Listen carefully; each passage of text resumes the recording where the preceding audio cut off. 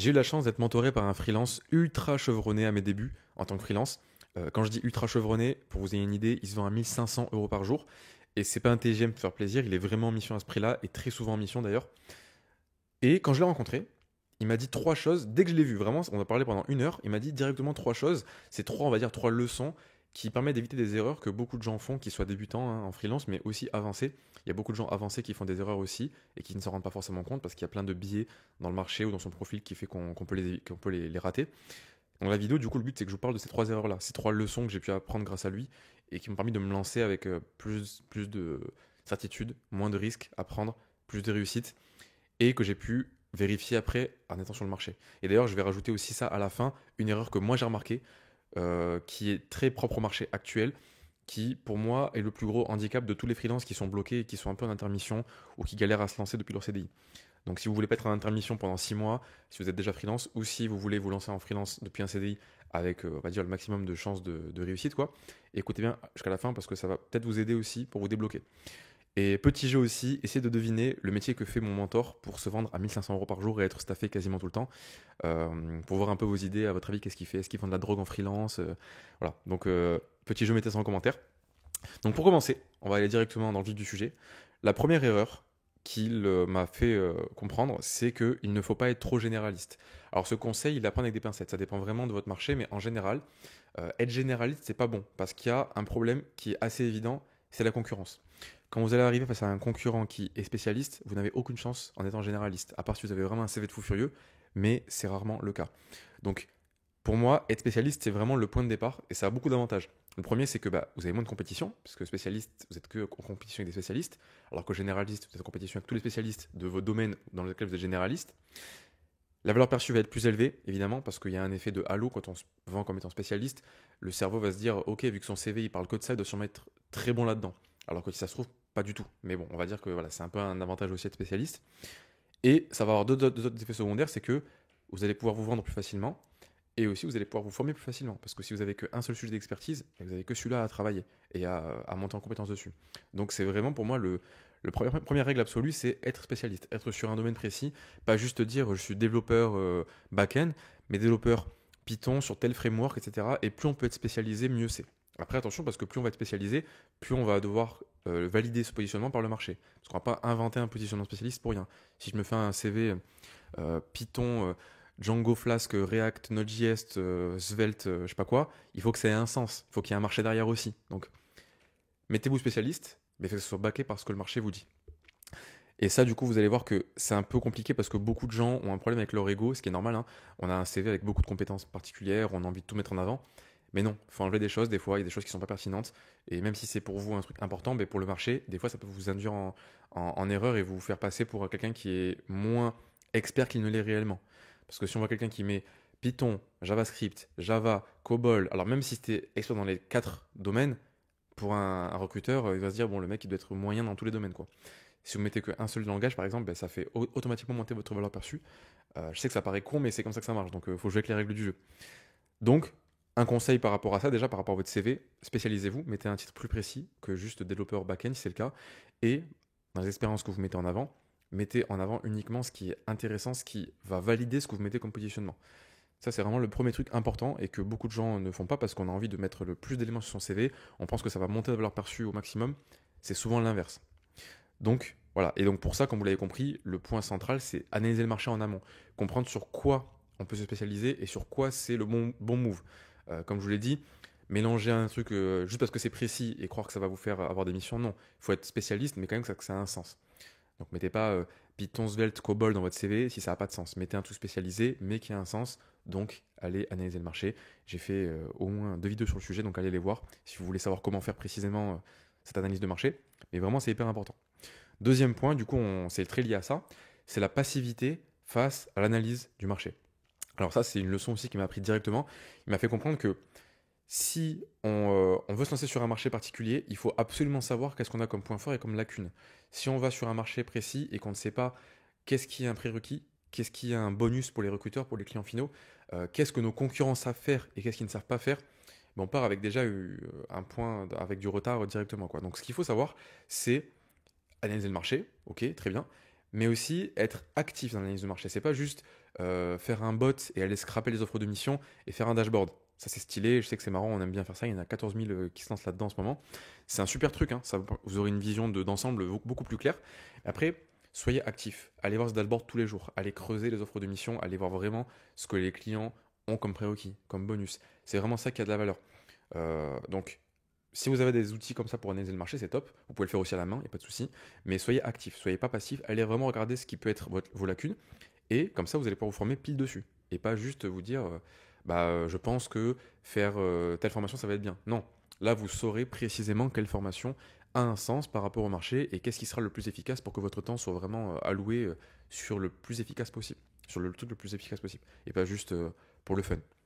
Donc, en gros, il faut que vous sachiez quelles sont vos lacunes, lesquelles sont les plus importantes aussi, parce que vous en avez avoir plusieurs potentiellement, mais il y en a qui sont plus ou moins importantes.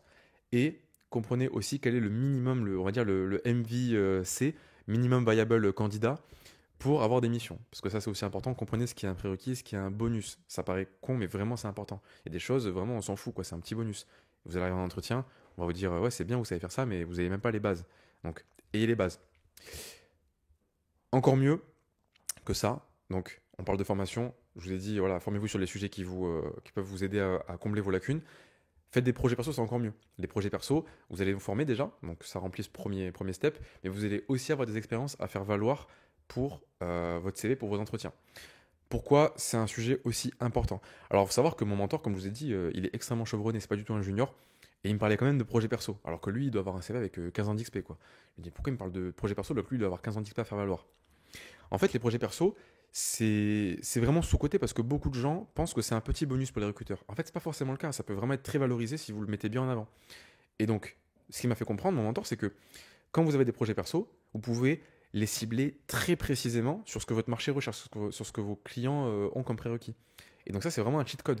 Parce que même si lui a 10 ou 15 ans d'expérience, ben, s'il a fait 10 ans dans un domaine qui n'est pas pertinent par rapport au marché actuel, ben, ça ne sera pas forcément une force par rapport à ce que ses clients recherchent. Donc lui, il travaille encore sur des projets perso pour appuyer les compétences requises actuellement et qui sont les plus valorisées et qui sont potentiellement aussi les lacunes de ses concurrents. Donc vraiment, que vous soyez très junior ou même pas du tout junior, les projets perso c'est vraiment le gros levier. Il m'a vraiment fait comprendre ça direct. Et en fait, c'est vrai que ça se comprend très vite. Un projet perso, en fait, on fait ce qu'on veut. On peut faire un projet sur n'importe quel domaine, n'importe quel secteur, n'importe quel techno. Donc, en soi, on peut se créer un CV de toutes pièces avec des technos extrêmement précises par rapport à ce que le marché recherche. D'où l'intérêt de faire des projets perso, mais c'est pas tout. On peut pas juste s'arrêter à faire des projets perso. Il faut aussi savoir les mettre en avant. Il y a un truc aussi que beaucoup de gens font comme erreur, c'est que sur leur CV, par exemple, ils vont mettre un projet perso dans un encart particulier projet perso. Ça, pour un recruteur ou pour un client final, forcément, il va se dire ah, c'est le fameux encart projet perso. Du coup, je vais le lire vite fait et y accorder 0,1% de la valeur que j'accorde à la section expérience pro. Donc, déjà, première chose, il faut que les projets perso soient dans la section expérience. Vous voyez, ça se joue à ça. Hein. C'est des trucs un peu cons, mais vraiment, c'est important. Donc, les projets perso, mettez-les en valeur comme si c'était une expérience à part entière. Et je sais que certains qui regardent cette vidéo, vous avez fait des projets perso qui étaient beaucoup plus exigeants que vos métiers pendant des années. Tu vois. Donc vraiment, il faut le mettre ça en avant, quoi. Ça vaut le coup et c'est vraiment ça qui fait la différence parce que quand vous êtes junior, il n'y a pas beaucoup d'expérience, donc c'est un gros enjeu d'avoir de l'expérience à faire valoir. Et même plus tard, quand vous serez plus spécialisé, il faut que vous ayez un levier pour pouvoir vous ajuster si le marché évolue, s'il y a des technos qui apparaissent, etc. Et si vous n'avez que des expériences en CDI qui sont sur un autre sujet, ça n'aura pas forcément autant de valeur. Donc mettez en avant des projets perso qui sont sur ces nouvelles thématiques qui sont apparues entre-temps. Et du coup, pour ça, comment faire? Moi, il y a 3 questions que je me pose. Ça, c'est un peu moi du coup, qui a un peu créé ce process-là. Le process que moi j'ai pour les projets perso, c'est quoi? C'est donc, je pars de l'analyse du marché et je vais essayer de répondre à 3 questions. Les 3 questions, c'est la première, quels sont les principaux secteurs sur le marché? En gros, est-ce que c'est plutôt de l'aéronautique dans ce que je fais? Est-ce que c'est plutôt de la finance? Est-ce que c'est plutôt du retail? C'est une question qui permettra après d'aiguiller les projets perso. Donc vous allez comprendre pourquoi je me pose ces questions. Deuxième question, c'est quelles sont les applications qui reviennent souvent? En gros, les use cases métiers précis. Est-ce qu'il y a vraiment un truc qui revient souvent? Est-ce que dans votre métier, il y a souvent un besoin qui est similaire parmi vos clients et qu'on peut trouver un peu une direction commune ou pas? Ça, c'est une question qui est aussi hyper utile pour la suite. Et troisième question, c'est quels problèmes les profils comme le vôtre servent en général à résoudre pour vos clients? C'est quoi en fait en général la raison qui fait qu'on fait appel à quelqu'un comme vous? Quand on arrive en mission, euh, des fois vous allez avoir des tâches qui sont très similaires et c'est ça qui va être important pour vous que vous compreniez votre valeur. C'est quoi ce qui fait que vos clients sont contents de vous payer 400, même plus par jour pour leurs problèmes, quoi. Et donc avec ces 3 questions-là, Si vous arrivez à y répondre grâce à l'analyse du marché, vous allez pouvoir concocter des projets perso extrêmement précis et avec beaucoup de valeur perçue pour vos clients. Donc en gros, un exemple que je vous ai mis, que moi j'ai pu peut-être adapter à mon cas de figure, dans mon secteur, vu que je suis à Toulouse aussi, il y a un gros secteur qui est l'aéronautique, l'aérospatiale. Donc déjà, première question, on sait que peut-être on va aller sur un projet de type aéronautique et aérospatiale. Ensuite, application courante, ça pourrait être un outil qui sert à gérer le cycle de vie des pièces détachées. Vous savez qu'il y a beaucoup d'enjeux dans la logistique pour gérer les pièces détachées parce qu'un avion, il y a 14 millions de pièces. Et donc, il y a, par exemple, Airbus ont des immenses projets, des immenses outils pour gérer ces pièces-là, le cycle de vie de début à la fin. Et après, le problème qu'il pourrait y avoir du coup que vous pourriez résoudre en tant que développeur, ça pourrait être créer une interface avec un fonctionnement qui va être du coup clair pour les utilisateurs finaux et avoir pas un outil qui date des années 90 et qui est inutilisable. Donc en gros, avec ces trois éléments-là, vous avez de quoi créer des projets. Un projet, ça pourrait être, si vous êtes développeur web, on va imaginer développeur front-end, ça pourrait être un outil de gestion du cycle de vie orienté pièces aéronautiques, du coup pour rester dans le secteur de l'aéronautique, avec un focus sur l'UI et l'UX. Donc en gros, avec un focus vraiment sur la partie utilisabilité, si on peut dire ça comme ça, un outil qui soit facile à comprendre et facile à utiliser. Donc ça pourrait être un super projet perso si vous étiez, comme moi, à Toulouse, dans un domaine plutôt, on va dire, développement web. Je ne suis pas développeur web, hein, c'est un exemple que je vous donne. Donc en gros, ça sera un projet parfait. Là, vous arrivez face à un client à Toulouse avec, imaginons que c'est vraiment le besoin que vous avez remarqué, vous parlez de ce projet perso, ils vont avoir envie de pleurer de joie en fait. Bon, j'abuse, mais c'est un peu ça ce qu'on veut faire comme effet chez les clients, quoi. Donc cet effort-là que vous allez faire, il va vraiment être rentabilisé si vous avez vraiment des projets pertinents. Le but, c'est pas de faire un projet calculatrice en React ou un projet qu'on a vu sur YouTube, reproduire Netflix en React, quoi. Ça, on s'en fout. Faites un projet qui correspond à votre marché, qui peut montrer votre valeur, qui correspond aux problématiques rencontrées par vos clients, et ça aura un impact monstrueux, quoi. Et que vous soyez junior ou pas, hein, je précise encore une fois, mon mentor, voilà, il a 1500 euros par jour, c'est un grand garçon, et il fait encore des projets perso. Donc pour vous dire que c'est pas du tout un truc réservé aux juniors. Et donc par rapport à la valorisation, un truc qu'il faut comprendre, c'est que là on parle de projet perso, mais en fait c'est valable pour tout, hein, même pour les expériences pro. Il faut que vous ayez une vision de mettre en avant les projets relativement à leur pertinence et pas par rapport à leur durée ou leur complexité. Donc tout à l'heure je vous disais, les projets perso, souvent les mecs font des encarts dans leur CV, ils mettent projet perso, ils mettent 3 projets perso. Et donc pour un recruteur, même pour moi, enfin pour tout le monde, on va se dire ah ouais c'est le petit projet qui fait le week-end sans trop de valeur, vite fait quoi. Alors pas du tout, des fois c'est des projets qui vous ont pris des nuits blanches entières, des semaines, des mois entiers. Donc déjà pour commencer, comme je vous l'ai dit, mettez ça dans la section expérience. Mais c'est pas tout. Il faut que vous aussi, vos expériences, quand vous les vendez aux recruteurs ou aux clients, que vous mettiez en avant les expériences relativement à leur importance par rapport à ce qu'on vous dit du besoin client et pas par rapport à ce que vous pensez être vous important par rapport à votre CV. Un exemple, si vous avez une expérience de 10 ans en CDI en tant que boulanger et un stage de 6 mois sur du développement web ou du développement Python, si vous êtes là pour un poste de développeur Python, vous n'avez pas parlé de la boulangerie. Voilà, peut-être que pour beaucoup ça paraît logique, mais vous ne le faites pas, donc c'est pas logique. Parlez de votre stage, parlez de votre expérience qui est pertinente. Même si c'est que 6 mois, même si c'est pour vous un truc qui est ridicule techniquement. En fait, c'est ce qui est pertinent pour le client qui compte. C'est pas ce que vous pensez être important. Ça, c'est la notion vraiment, on va dire, business qui est, je pense, qui m'a vraiment fait le plus gros déclic. Et c'est aussi mon mentor qui m'a fait comprendre, c'est que il y a ce dont le client a besoin et ce dont il pense avoir besoin. Et il y a ce dont vous pensez que lui a besoin. Donc en fait, il y a plein de choses qui vont être en contradiction. Votre focus numéro un, vous, c'est aller dans le sens de ce dont le client pense avoir besoin. Ok, sans pour autant, je vous dis, être en mode, voilà, le mec à l'américaine, malicieux, qui veut essayer de vendre du vent. Non, c'est comme ça que ça marche. C'est la vente, c'est vraiment comprendre ce dont les gens pensent avoir besoin et leur donner ça. Après, en espérant que c'est pas le très loin de ce dont ils ont réellement besoin. Sinon, là, il y a un gros problème. Et ça sera à vous de les éduquer par rapport à ça, si c'est le cas. Mais en général, ne soyez pas têtus. Comprenez ce dont le client pense avoir besoin et allez dans ce sens-là. S'il pense avoir besoin d'un développeur Python, soyez pas en train de vous dire, ouais, mais vous savez, j'ai quand même fait 10 ans de recherche sur la biologie cellulaire à la NASA. Enfin, ouais, ok, c'est stylé, mais est-ce que c'est vraiment pertinent, quoi? Parlez-en si vous voulez rapidement, mais passez pas 1 heure à raconter ça parce que ça a duré 10 ans. Non, parlez de vos projets qui ont un sens par rapport à ce que les clients recherchent et ça sera beaucoup mieux. Donc voilà par rapport à ça. Donc je crois que j'ai fait à peu près le tour, hein. Donc en gros, par rapport aux 3 leçons, et après on passera sur la mienne du coup. Première leçon, c'est du coup par rapport au positionnement. Il faut vraiment être spécialiste et pas généraliste. Sinon, soyez prêt à la concurrence, soyez prêt à avoir une valeur perçue qui va être moins élevée. Et il va te falloir meilleur en vente pour prouver que vous êtes bon dans tous ces domaines-là en même temps. Et soyez prêt à vous former sur plein de sujets en même temps si vous voulez rester généraliste. Ce qui n'est pas forcément idéal en termes de temps, d'efficacité du temps passé. Ensuite, par rapport à l'analyse du marché, analyse active et pas passive. Aujourd'hui, il y a beaucoup de gens qui aimeraient avoir une réponse toute faite avec un dashboard qui vous dit, OK, voici ce qu'il faut faire, c'est ce dashboard qui te dit la réponse absolue. C'est bien, c'est un bon point de départ, mais soyez actif et allez le voir tous les jours, allez décortiquer les annonces à la main aussi. Soyez pas seulement en train de vous dire, je vais faire un graphe scrappé avec Python et avoir un truc sur Matplotlib. C'est stylé, mais c'est pas ça qui vous donnera une vraie compréhension du marché. Allez vraiment voir ce que les gens vous disent comme besoin, vraiment à l'oral, allez parler aux clients, allez parler aux recruteurs. Et quand vous allez aller voir les offres d'emploi, creusez vraiment les annonces activement. N'allez pas essayer directement de vouloir automatiser ça. Faites-le quand vous avez vraiment compris le marché déjà à 80%. Ok. Moi, je conseille à tout le monde de le faire à la main, hein, même si j'ai des outils pour le faire automatiquement et qu'il y a plein d'outils super pour les faire. Faites à la main déjà pour commencer. Comprenez, sentez un peu ce dont le marché a besoin et après, vous pourrez automatiser un petit peu le process, etc. Donc soyez actifs et servez-vous de tout ça pour créer en fait une compréhension de vos lacunes et de vos points forts et appuyez sur vos points forts en entretien sur votre CV et corrigez vos lacunes. Et corrigez pas un truc que vous pensez être une lacune. Encore une fois, on y revient. Entre ce dont vous pensez avoir besoin et ce dont le client pense avoir besoin, il y a un conflit. Vous pensez que oui, il faut 14 certifications, je sais pas quoi, pour être valorisé sur le marché. Pas du tout. Allez voir ce que le marché recherche. Des fois, vous verrez que vous êtes déjà au niveau. Donc voilà, allez voir ce que le marché vous dit que vous avez comme lacune et travaillez sur ces lacunes. Voilà, et pas d'autres choses. Le reste, c'est bonus, quoi.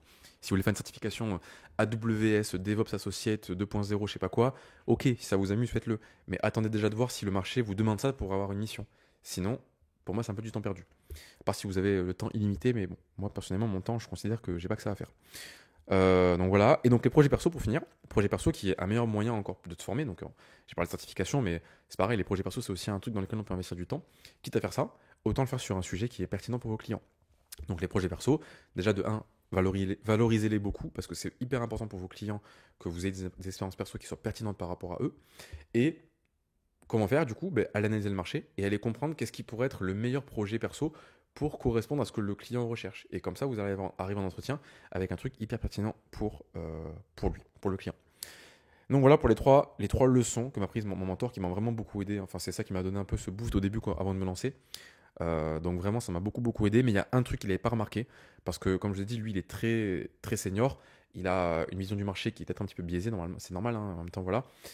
Et moi, en tant que débutant, quand je me suis lancé, j'ai remarqué des choses, notamment une chose, et qui aujourd'hui est plus vrai que ça n'a jamais été, c'est l'absence de process chez les freelances. Il y a beaucoup de freelances qui vont avoir des réussites, on va dire, ponctuelles, trouver une mission par-ci, par-là, etc. Et qui vont les biaiser dans le sens où ils vont se dire, ah, vu que j'ai eu une mission, ce que je fais, c'est forcément bien. Parce que j'ai eu la récompense, j'ai eu la carotte, quoi. Donc on pense que ce qu'on fait, c'est bien. Sauf que, il n'y a pas cette compréhension process de l'activité de freelance. C'est-à-dire que en fait, ces gens-là sont toujours dans un flou artistique et quand la mission se termine, ils ne savent pas comment retrouver la suivante. Ils n'ont pas le process pour trouver la mission. Ils ont trouvé une mission, oui, ils ont eu la finalité, mais ils n'ont pas le process qui sert à trouver les missions. Et quand on est, peut-être comme moi, dans un contexte où quand on est très junior, quand le marché n'est pas forcément favorable, il faut qu'on ait des process, sinon on ne survit pas, quoi. Donc moi, du coup, j'ai eu un peu ce réflexe parce que je suis très, on va dire, cartésien et j'avais peur de me lancer sans avoir ce process précis. Mais pour beaucoup, c'est pas du tout intuitif, ce que je peux comprendre. Mais vraiment, c'est ce qui manque. Je pense vraiment que c'est ce qui manque. Après avoir parlé avec autant de freelance, maintenant, je pense vraiment que c'est ce qui manque aux gens et ce qui fait qu'on peut s'en sortir à chaque marché différent. Quand les gens disent que le marché, il est waouh, c'est la fête, on a plein de missions, ou quand les gens se disent, comme maintenant, le marché saturé, voilà, on sort les grands mots. Pour moi, il n'y a aucun problème quand on a des process. Les process font qu'on est robuste à ça, quoi. On sait comment corréler notre input et notre output. On sait qu'il n'y a pas un flou artistique, il n'y a pas une mission qui tombe de nulle part avec un effort hasardeux. Non, moi je sais à peu près comment seront corrélés mes efforts avec mes résultats. Et peu importe le marché. Et si le marché ne devient pas favorable, je sais que je vais juste avoir à scaler mes inputs et j'aurai des résultats. Mais il n'y a pas de notion de comment je fais. Il n'y a pas de notion de c'est quoi la méthode. C'est j'ai le process. Et donc cette question de process, pour moi, elle est importante parce que si vous voulez avoir une activité qui va être stable, qui va se stabiliser, et en gros pas jongler entre les missions par coup de chance et avoir un peu cette notion de stress constant de est-ce que l'émission va se terminer plus tôt que prévu, est-ce que quand elle se terminera j'en aurai une autre pour enchaîner. Ça, c'est des questions, moi je veux les éliminer. Je n'ai pas envie de me poser cette question-là. J'ai pas que ça à faire. J'ai assez de stress comme ça au quotidien pour me dire est-ce que l'émission va pouvoir continuer ou pas, quoi. D'où la vision process hyper importante. Donc j'ai fait une vidéo sur le sujet d'ailleurs si vous voulez regarder une vidéo sur les process. Mais en gros vraiment si vous devez retenir un truc de cette vidéo aussi par rapport à moi, mon retour, une leçon c'est ayez une vision process. Je sais que vous avez toujours envie de savoir la méthode actuelle, le process micro de comment trouver la mission maintenant. Mais si vous êtes que en train de penser comme ça, vous allez toujours revenir à zéro. Parce que quand le marché va évoluer, vous allez devoir vous remettre à jour. Et dire ah putain ça marche plus du coup comment je fais et tout. Et pour ceux qui se remettront en question, il y en a qui se remettent jamais en question et qui pensent que ce qu'ils ont fait pour trouver une mission il y a 5 ans marchera toujours aujourd'hui. C'est évidemment faux, vous l'avez vu, ceux qui sont lancés il y a 5 ans et qui sont maintenant aujourd'hui en intermission ou pas, vous savez que ça a évolué. Donc pour moi, vraiment, ayez une vision process, ayez une vision long terme, ayez une vision vraiment business de vous dire, je vais avoir un prévisionnel, je vais pouvoir savoir dans 6 mois, 1 an combien j'aurai de chiffre d'affaires, à peu près, bon là on peut pas être sûr à 100%, mais à peu près, et pas voguer au gré des marées et se dire, bon là j'ai une mission, c'est cool, je fais du cash, et dès que la mission se termine, panique, panique à bord. Donc, quand on est jeune, on peut se dire, ok, c'est pas grave, je m'en fiche, je prends des risques et tout. Je peux comprendre, mais à un moment, il faut se dire, soyons un peu sérieux, quoi. On veut être freelance, c'est pas juste pour être là pendant 2 mois et se barrer, quoi. On veut faire ça peut-être à long terme, après se diversifier, pouvoir se dire, le freelance, c'est bon, j'ai compris, on passe à autre chose, on peut se diversifier, faire d'autres offres à côté, faire de l'apport d'affaires, faire de l'investissement en bourse, en immobilier, peu importe ce que vous voulez. Mais pour moi, rester bloqué dans le cycle infernal de je sais pas comment trouver une mission, j'ai pas de process pour trouver une mission, c'est la recette pour être en intermission pendant 6 mois, 1 an. Bon, j'abuse peut-être pas 1 an, mais pendant des longues périodes, et ne jamais être serein, quoi. Donc, pour moi, une leçon, une erreur que je remarque, c'est l'absence de process, l'absence de vision business process. Donc voilà pour aujourd'hui, j'espère que ça vous aura aidé. Pour finir, petite promo aussi pour ceux qui ne savent pas. Donc moi j'accompagne des gens à se lancer en freelance, hein, qui sont en CDI, qui veulent se lancer à leur compte pour prendre un peu le contrôle de leur carrière ou pour augmenter leurs revenus et être plus libres. Mais aussi pour ceux qui sont déjà freelance et qui pourraient avoir des difficultés à avoir un système qui soit vraiment stable. De se dire, c'est bon, le freelancing, j'ai compris, je sais comment trouver une mission, je me sens serein. Donc si vous vous sentez concerné par rapport à ça et que vous voudriez voir comment je pourrais vous aider à vous lancer et avoir un process vraiment clair qui fonctionne et qui marche pour tous ceux que j'accompagne, même pour moi, vous avez un lien en description et en commentaire épinglé, je mettrai aussi pour réserver un appel avec moi. Donc l'appel, il est gratuit, il n'engage en rien, comme je dis à chaque fois. Le but, c'est juste de faire le bilan par rapport à votre situation, comprendre ce que vous avez fait, comprendre ce qui bloque, ce qui pourrait être amélioré. Et moi, je vous présenterai ce que je ferai à votre place, en gros. C'est quoi ma vision par rapport à votre profil. Et on verra si c'est pertinent ou pas, que je vous accompagne pour mettre ça en place. Et si c'est intéressant, on travaillera ensemble. Et sinon, on se laissera sur de bonnes paroles, quoi. Donc voilà, si ça vous intéresse, vous avez un lien en description. Vous avez les témoignages aussi sur la page, etc. Je vous laisserai aller voir ça. Sinon, à part ça, je vous dis à très bientôt pour une prochaine vidéo. Allez, ciao!